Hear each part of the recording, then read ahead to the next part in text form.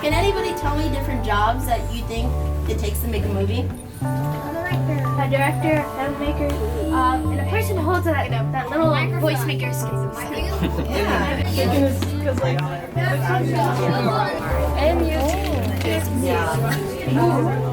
help me. Whenever you're The focus, so we Zoom, you put the Zoom with these numbers right here. Film, anything. I'll go film me hanging out with my friends. I'll go film me how I get a park or something. Just have Cameras here to show y'all. So, how about everybody, let's just have a crash course. How about, let's go to there. Whenever you're ready.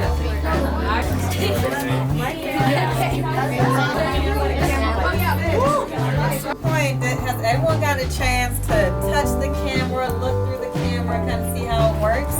Great. No, y'all did great. Beautiful. Is there anyone that would like? And zoom in on the person. Amir, do you have your hand raised? Thank you for letting us Does anyone here feel inspired right now in a new and different way? Amir? You want to do this? In future dreams? Yes? Coming forward? Starting now, buddy. Starting now.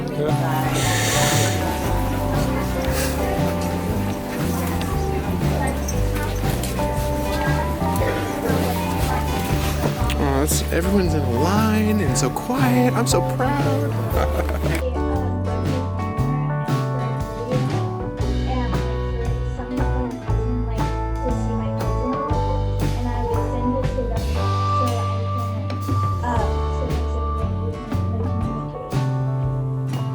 Because right away there's an app on there.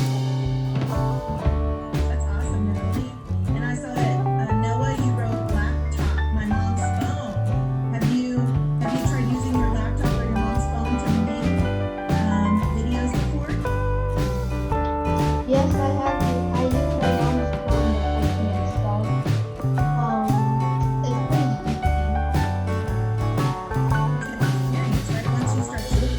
You want to tell us about ways that you use the phone or laptop to make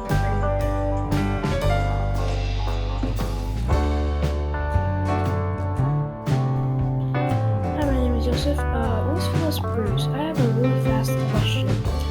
How was Rose Chu before is the wife of a after former Denton County civil councilman, rights movement? the first African American to take that position.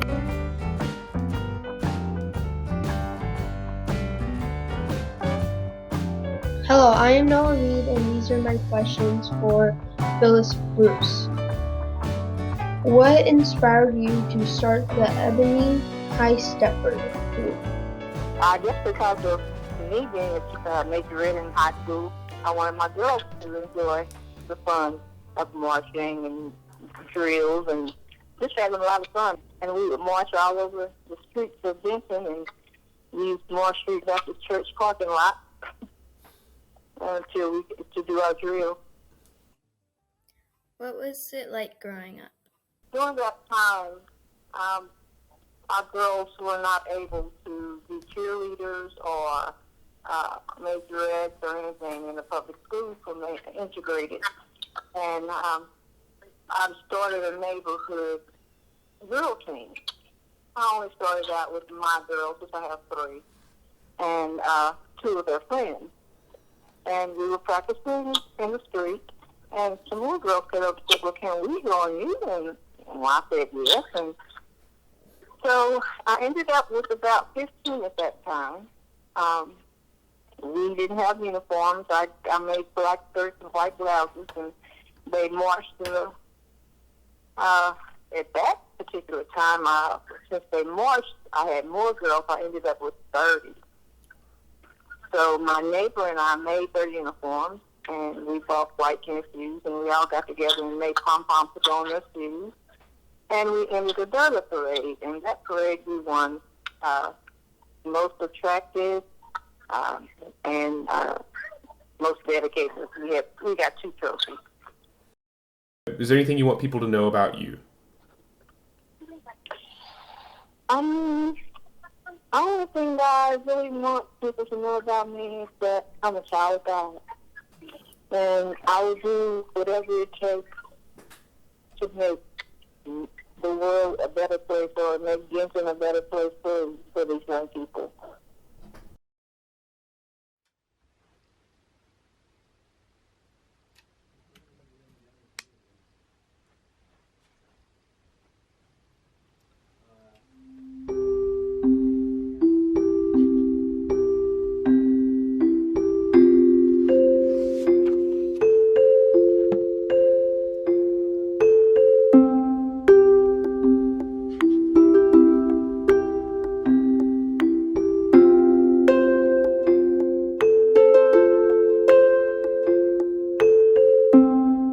My full name is Mabel Devereaux.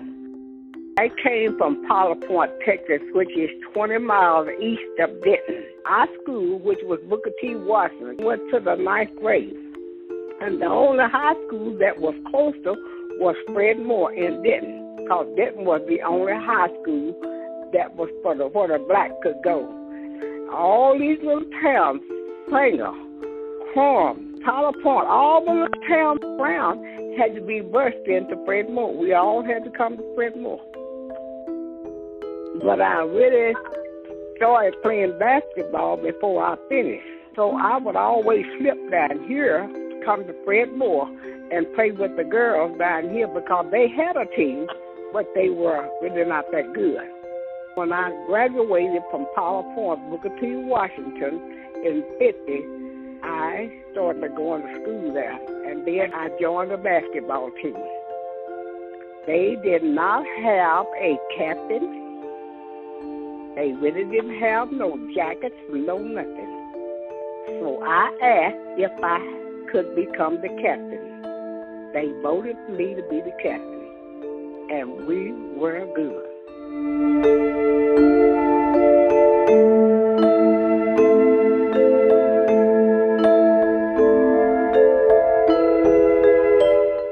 And one year, and I never shall forget, we won the whole tournament, boys and girls. We won the whole tournament. We didn't leave out of there around about 1:30 or 2 o'clock. And when we got on the other side of Whitesburg, which was coming to Denton, we did not know they had siphoned all the gas out of the bus. This white man and one of the boys got off the bus and went back and begged the man to give us some gas. And we got home around about maybe, I guess it must have been around 7:30, 8 o'clock in the morning. We were gone all night long. So that night, was nothing we could do but just sit there and talk. Some was sleeping, some was talking. We was all packed on the bus, the boys and girls. We all was on the same bus. And everybody was just laughing and talking about what a good time, and not knowing that we had been siphoned out of gas. And then after we realized that had happened, we thought about, maybe next year we probably going to have to go back the same way. And then from that time on, I went and talked to the principal and told him what had happened. And he said, it won't happen again. And then we had all our jackets and everything. And every year we were so good. There was people right here in Denton.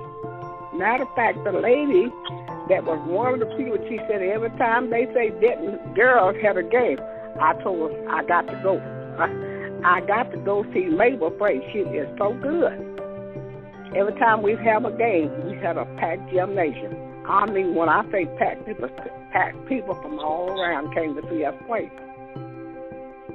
I've done so many things. I was in church on the weekends. We had classes, and our principal and teachers and things were really, really good. We got to meet, a lot of kids. By them being versed in here, we got to meet other children. I enjoyed school. I love school. I had a good life. I can't complain. I really can't. Miss Rose Chu is the wife of a former Denton County councilman, the first African American to take that feat. a pastor and a businessman that strived to create change for the Denton community. Can you tell me some impactful things he did as a councilman that helped the communities? Well, one, he was instrumental in getting minorities on committees, the city committees, like housing, the housing authority. He was instrumental in getting minorities on that council. He served for 50 years as a pastor, and he never gave that up. So, as a pastor, how did his religion affect his choices as a councilman? He was just for right. He didn't want to see anyone mistreated, and he wanted the best for all races, regardless. And how were you able to overcome negative effects that came along and carry on as a family? He and I were together, and we both kept our eyes on the prize. That's the only thing I can tell you about that.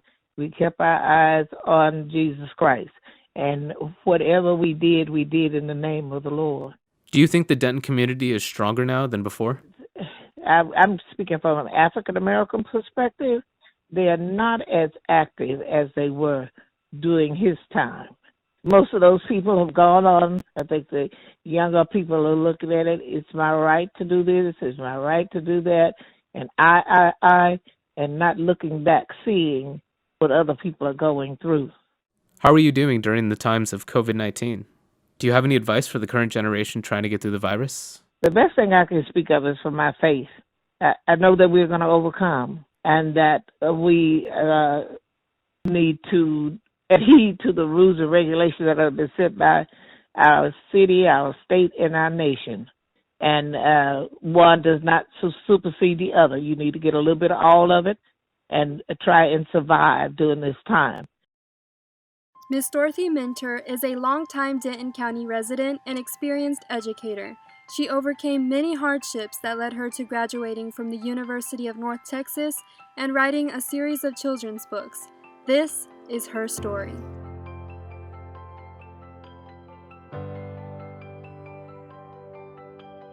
And you know, when you look at prejudice, you have to really be strong, and you have to be positive. You have to realize what you need to do. You can't judge, or you can't control what other people do. You understand that? That's a good lesson for you young people. You cannot control what other people do, but you can control the way you react to what other people do, and it makes a big difference.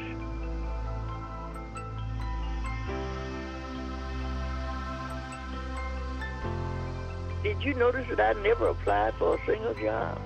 Somebody always asked me to take it. Isn't that remarkable? Bottom line is, it's all God. But you know, there's something that we have to do too. I worked hard.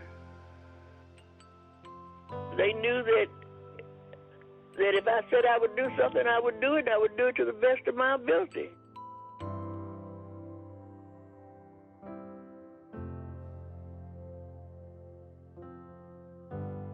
And I just started writing one day, and I wrote just one more night. After that, I started writing children's stories. I wrote 6 children's stories, The Adventures of Lucy Lou. If you haven't read those books, you need to read them, because they have a lot of food for thought for not only children, but older people too. But the main thing that all of us need to do is trust God. I haven't lived 87 years for nothing.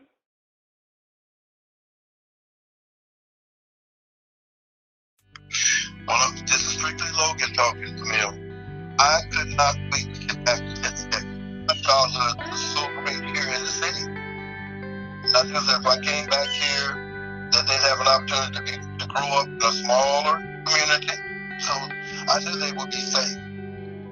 Denton has always been known for not wanting to start riots or have uprising.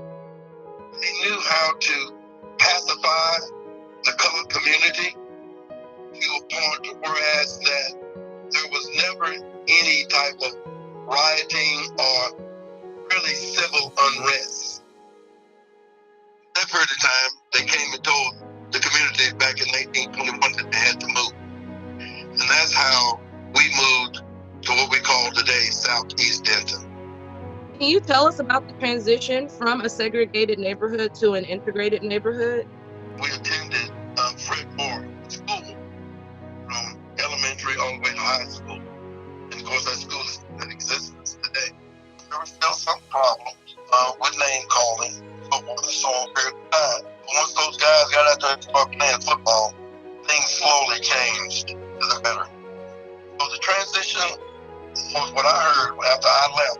When I came back, I could see a change in people's hearts when I come back and visit from time to time. I heard that you do have a family business that's been in your family for a while.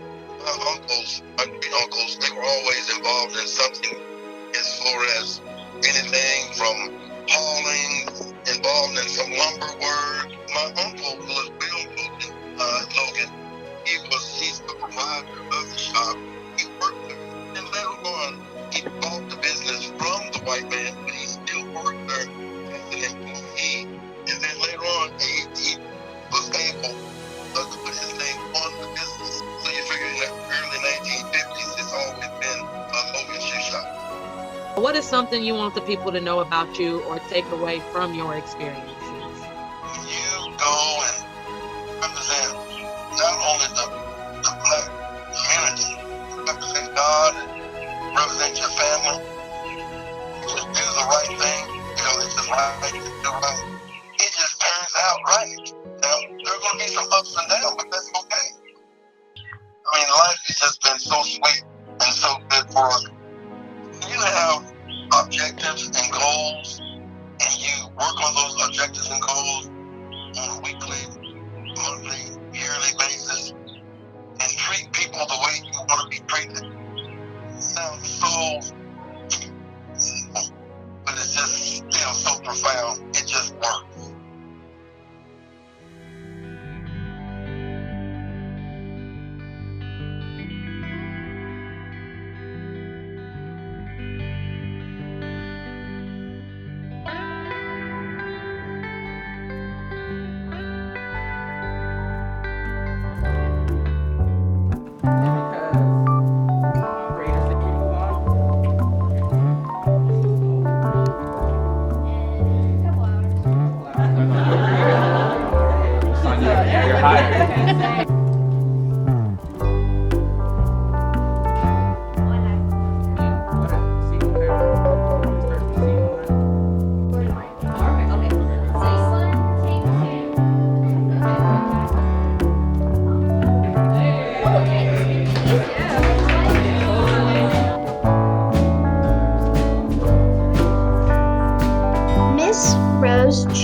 Is the wife of a former Denton County councilman, the first African American to take that position.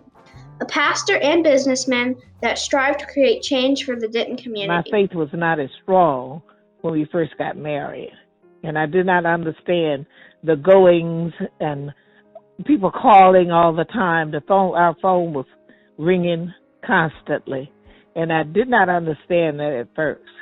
I read a book about being a pastor's wife, and that helped me to let me know that he was not only my husband, but he was a servant of God. He didn't want to see anyone mistreated, and he wanted the best for all races regardless. Well, he and I were together, and we both kept our eyes on the prize. We kept our eyes on Jesus Christ, and whatever we did in the name of the Lord.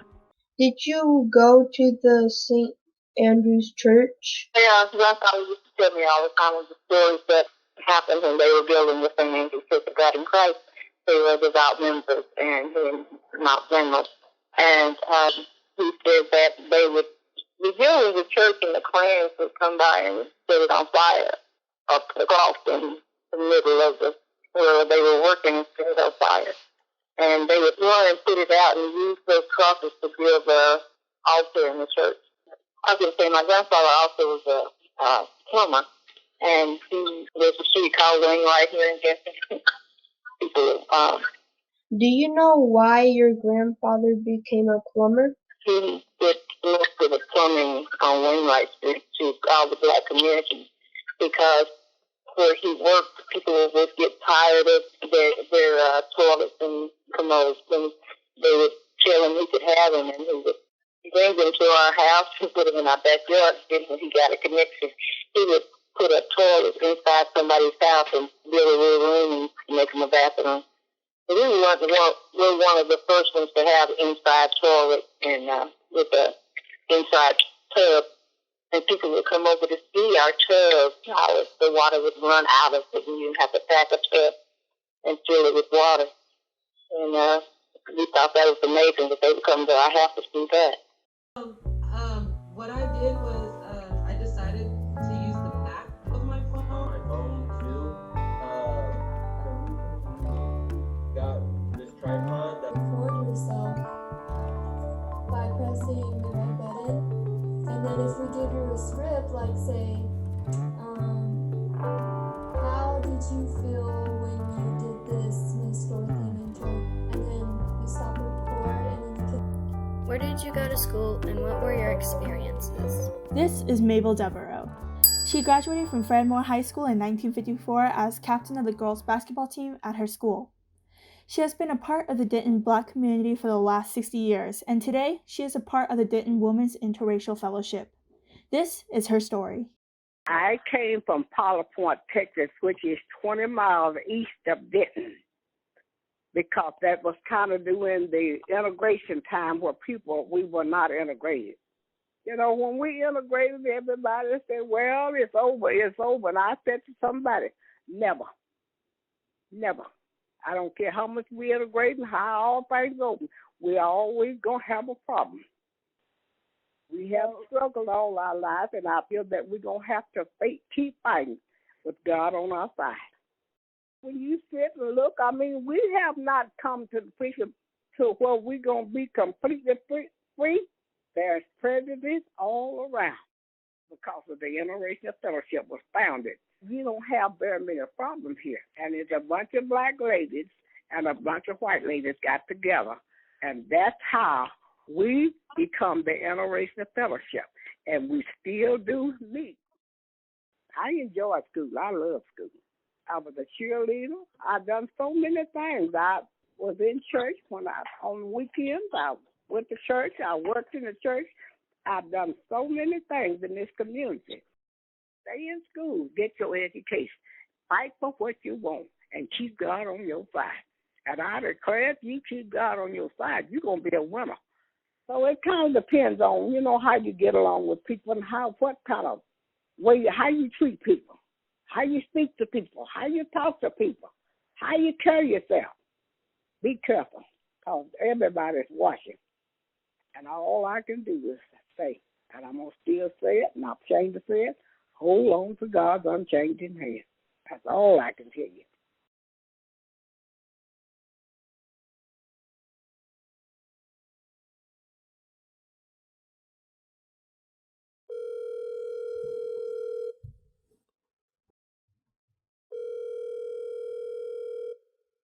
Hello.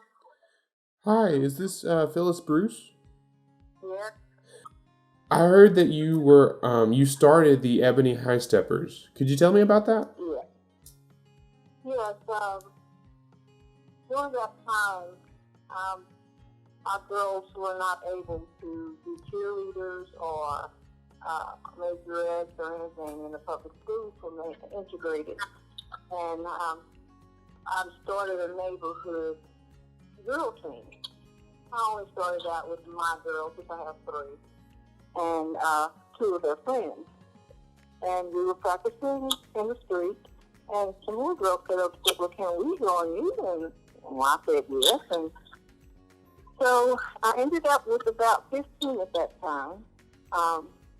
We didn't have uniforms. I made black skirts and white blouses, and they marched in the parade in Denton. At that particular time, since they marched, I had more girls. I ended up with 30.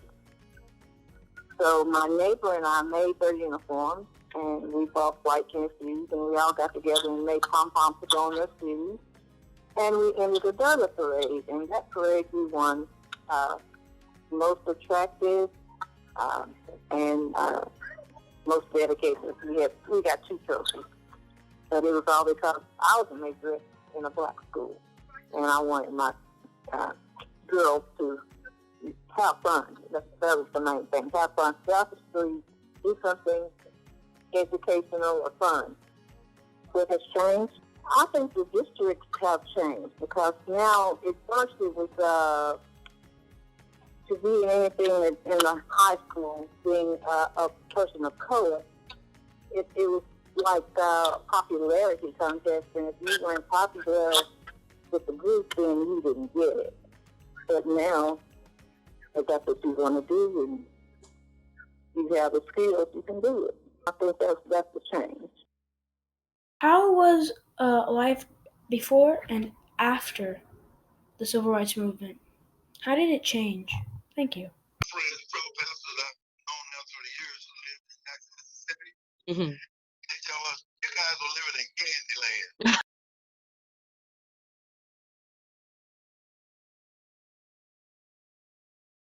The transition was like all black neighborhood. Of course, the railroad track was right there. And when you traveled from our house on East Prairie, and when you traveled up going toward downtown, you can cross the track. And we knew, as grown up as children, that there's certain places you go, certain places you did not go. They knew how to pacify the colored community to a point whereas that there was never any type of, if you were the individual that would walk into a store and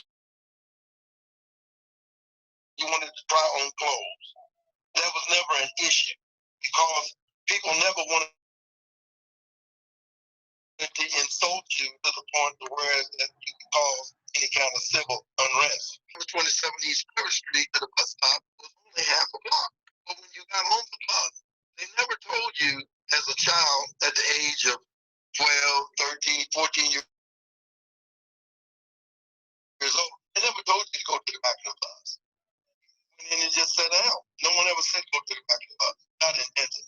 Every now and then, whites would ride through the neighborhood very infrequently, and they would call you the N-word. Now, after a couple of pellets, known as bricks on their cars, they would return. So that's about the only civil unrest that I have experienced. I came from Powder Point, Texas, which is 20 miles east of Denton, because that was kind of during the integration time where we were not integrated. When we got to the 9th grade, we had to come to Denton, because Denton was the only high school that was where the black could go. Furthermore, it was good. We had a good time. We had classes, and our principal and teachers and things were really, really good. We had a good football team. I was a cheerleader. I enjoyed school. I loved school. After I got started in the school, I joined the basketball team. One year, the tournament, we had to play in Bottom, Texas, and I never shall forget. We won the whole tournament. We didn't leave out of there around about 1:30 or 2 o'clock. And when we got on the other side of Whitesburg, which was coming to Denton, we did not know they had siphoned all the gas out of the bus. And it was around 2 o'clock or after in the morning. I think we were like maybe a couple of miles out from there. One of the boys got off the bus and went back and begged the man to give us some gas. And we got home around about maybe, I guess it must have been around 7:30, 8 o'clock in the morning. We need to work on a lot of things. There's prejudice all around. When we integrated, everybody said, well, it's over. And I said to somebody, never. I don't care how much we integrate and how all things open. We're always going to have a problem. The only chance we have is to try to get an education. Stay in school, get your education. Fight for what you want, and keep God on your side.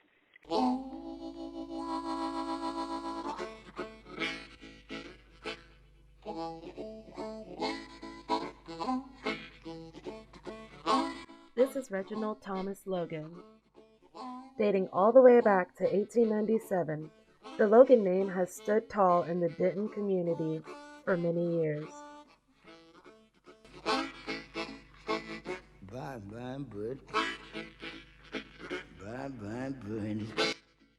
was a group of ladies that came out of all the churches here in Southeast Denton, and they met with the white parents in Denton, and they would meet. They met in one another's home. Blacks would go to the whites' home and meet, and the whites would come to Southeast Denton and meet. Parents of some of the students, they knew one another, and that really helped with the transition. The integration of schools, which that started in September of 1965. And they did that prior to it. These were ladies that were actually in the churches. Fred Moore, of course, was outstanding in the area of athletics. But of course, there were still some problems with name calling. Once those guys got out there and started playing football, things slowly changed to the better. So the transition was what I heard after I left. When I came back, I could see a change in people's hearts. There wasn't any problem when I come back and visit from time to time.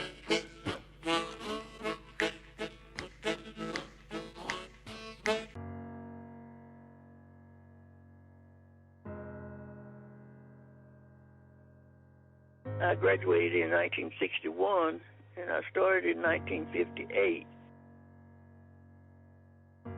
When I began North Texas, I was married and living at home here in Denton, and sometimes I would walk to school, but I remember the prejudices that were afforded me while I was going. One of the classes I took had one more black in it, and it was an education course.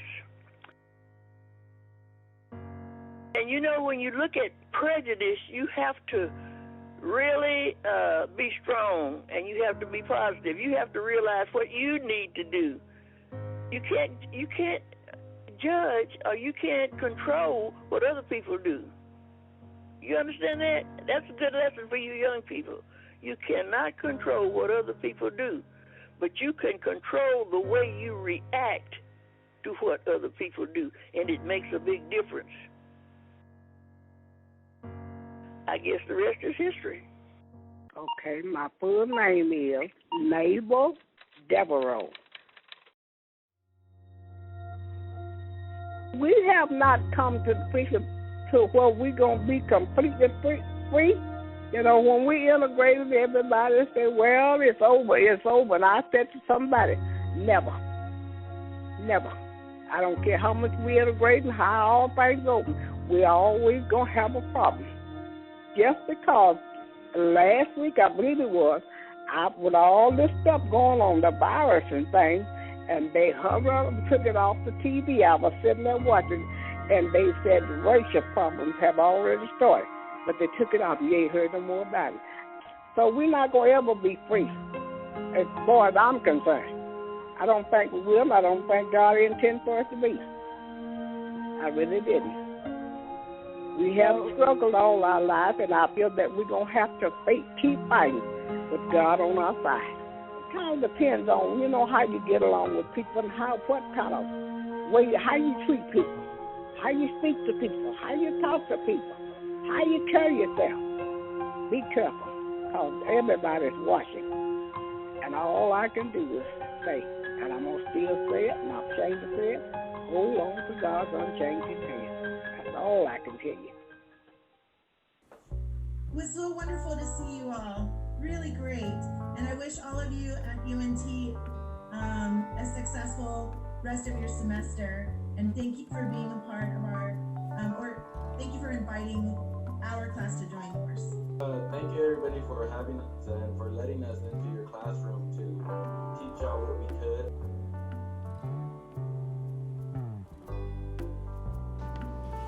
My name's Oscar. My favorite movie is Spider-Man because superheroes. My name is Ryan. The favorite movie is. Alright. So I have the camera, and can anybody tell me what this button is? I'm Kristen. Everybody don't know what we're at. If you don't know what this movie What we're going to be going over is the name of the equipment that we are going to be using. That video literacy that day one, when you can ask them who made this video, who's the audience, so we can embed it there. So I think we kind of had media literacy. We can be more explicit with it, definitely. Christina. For us. all have name tags, and what I was thinking is we can give like Or 7 shot types. We can do like a single thing where. Something like yeah. but that We'll think of something, don't worry. Yo. I want to show them that you need to stay on. We'll leave the icebreakers like last. We don't have to worry about that right now. But